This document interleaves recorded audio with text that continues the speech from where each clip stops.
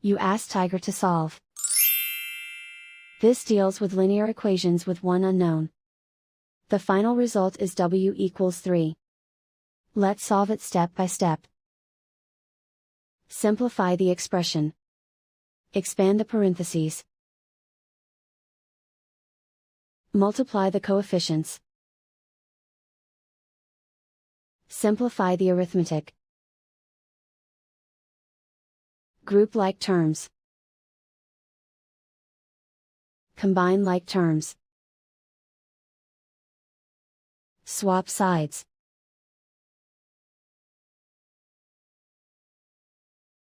Group all constants on the right side of the equation. Add 32 to both sides. Simplify the arithmetic.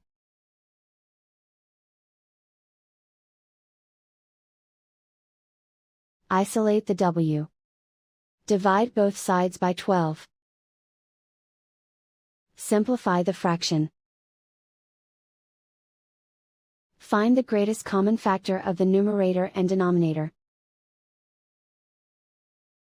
Factor out and cancel the greatest common factor.